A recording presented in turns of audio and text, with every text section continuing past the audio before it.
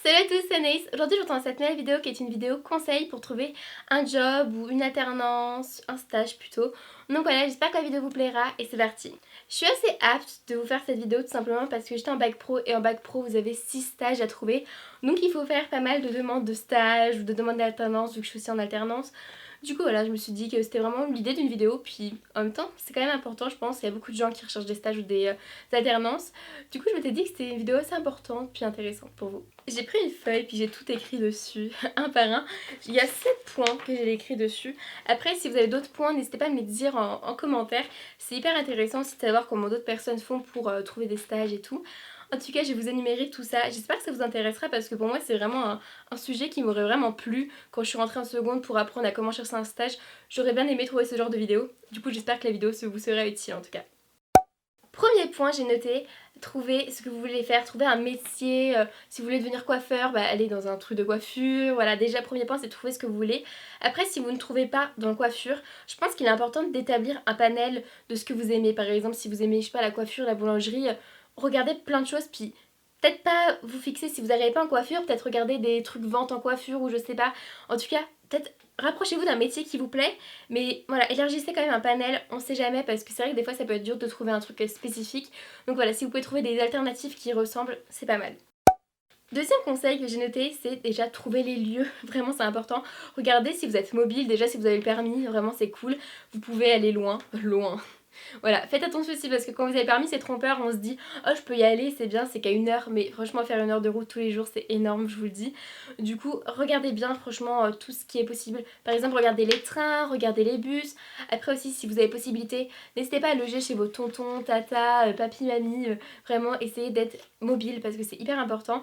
En plus, si vous êtes en alternance, vous risquez d'avoir un bon salaire. Voilà, sauf si pour les stages aussi, je crois que plus de 6 semaines, il y a un salaire. Je sais pas trop, mais en tout cas, je sais qu'en alternance, vous avez un salaire, vous pouvez vous payer un appartement.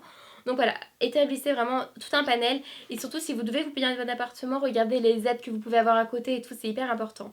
Je pense, du coup, voilà, c'est vraiment les deux seules choses à faire au début. Vraiment le lieu, ce qui vous permettra de regarder. Moi, je sais que du coup, pour mon alternance, je peux regarder un peu dans toute la France. Bien sûr, j'ai des villes que je préfère et je préfère aussi privilégier la ville qui est à côté de mon école. Voilà, ça c'est mon truc. Parce que je trouve que c'est mieux si vous avez un appartement pour votre école et pour votre job au même endroit, ce que je trouve plus logique en tout cas. Mais si votre école par exemple fait internat, ça c'est pratique, du coup vous pouvez aller à l'internat que quelques semaines et après aller dans votre appartement. Mais ce que je vous conseille aussi c'est rester chez vos parents et trouver une alternance pas loin tout au début, comme ça vous gagnez de l'argent et vous économisez pour vos futurs appartements. Ça c'est bien aussi. Le troisième point que j'ai noté c'est lister les entreprises qui vous intéressent. Au début, vraiment mettez dans le premier de votre liste en fait, dans les premiers dans les premiers points de votre liste, mettez tout simplement les entreprises qui vous intéressent le plus. Voilà, même si c'est des entreprises où vous ne pouvez pas y aller à coup sûr, mettez-les en premier et essayez de les contacter. Faut vraiment trouver ça, essayez de les contacter, c'est hyper important. C'est vrai que notez toutes les entreprises qui vous intéressent et les entreprises qui sont susceptibles de vous intéresser.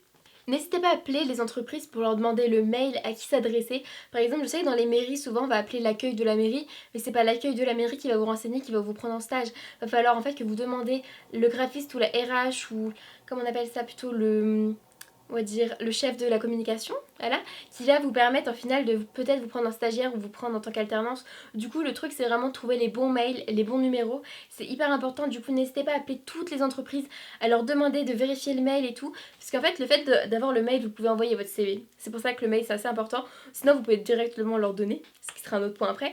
Mais c'est pour ça, n'hésitez pas aussi à faire appel à vos connaissances, sûrement vos tontons, tata, même la voisine connaît peut-être quelqu'un qui a besoin d'un stagiaire. Ça aussi c'est hyper important, les connaissances, le bouche à oreille, c'est ce qui fait la plupart des stages, la plupart des entreprises. C'est comme ça qu'on trouve des stages, enfin personnellement c'est comme ça qu'on peut trouver aussi de l'alternance et tout. Alors personnellement moi je n'ai pas eu affaire à ça parce que j'ai eu dans ma famille, je pense pas que quelqu'un ait besoin de graphiste. Mais en tout cas voilà, c'est hyper important si vous avez n'importe qui dans votre famille, dans vos connaissances qui ont besoin de quelqu'un. C'est assez important, je pense que c'est comme ça que vous pouvez vite trouver un job. Le quatrième point, j'ai noté, c'est faire un CV et une lettre de motivation. Alors, il faut vraiment faire un truc assez joli, assez propre et sain. Enfin, genre sain, simple, je voulais dire. En fait, juste, il y a marqué sur le CV ce que vous voulez faire. Genre, si vous voulez être stage, bah mettez stage, apprentissage. Je sais pas, par exemple, moi je vais être apprenti graphiste ou étudiante en graphisme. C'est hyper important que ce soit simple parce que les RH, elles reçoivent mais des dizaines de lettres de motivation, de CV. Et Vraiment, c'est que si votre CV est joli, percutant, qui va être lu et qui va être pris en compte. Aussi, je vous donne un conseil, c'est pourquoi pas de le faire sur Canva. Alors Canva, c'est un logiciel, enfin c'est même pas un logiciel, c'est un site internet où vous pouvez faire des mises en page, mais super joli vraiment.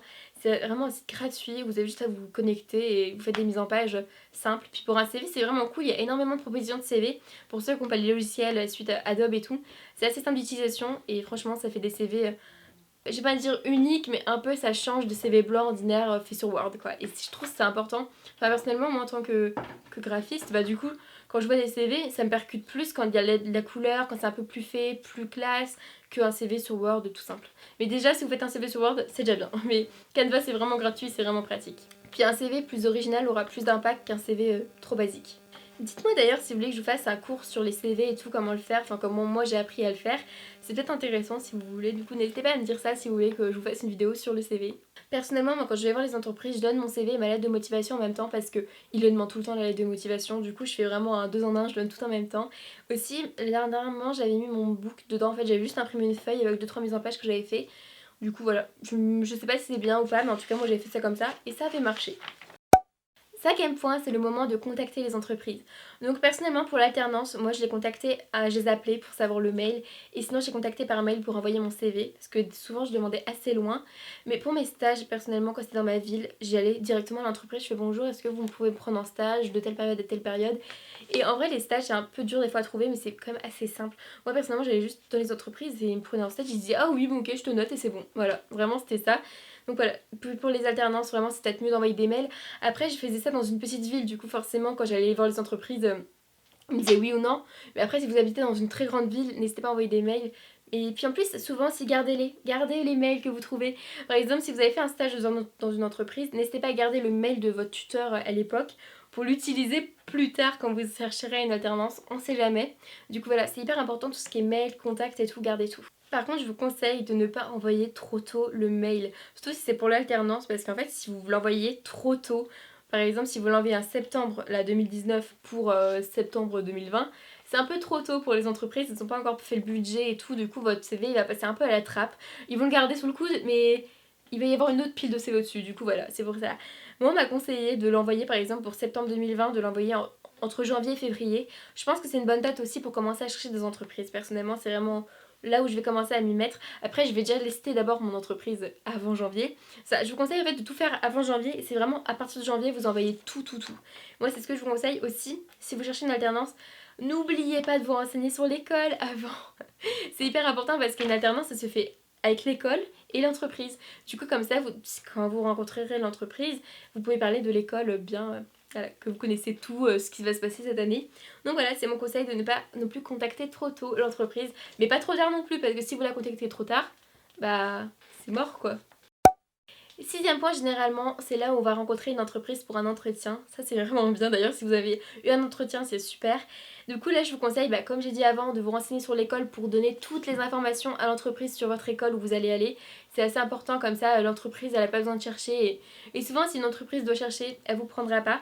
Du coup, voilà, ça, c'est assez important. Renseignez-vous aussi sur l'entreprise quand vous arrivez devant et vous dites, je sais pas quoi. Enfin, faut se renseigner sur l'entreprise, vous arrivez pas comme ça, en mode, votre entreprise, elle sert à quoi? Voilà, donc renseignez-vous avant, c'est assez important. Regardez le site internet, vraiment c'est 2 minutes, hein. Vous regardez les couleurs du site, je sais pas. Voilà, et puis soyez sincère aussi lors de l'entretien, c'est hyper important. Moi j'étais comme ça à la mairie, j'étais hyper sincère avec leur mise en page, ils m'ont montré plusieurs choses, je leur ai dit désolé, j'aime pas. Et c'était leur truc en plus, mais au moins j'étais sincère et ils m'ont pris, donc voilà, la sincérité ça paye.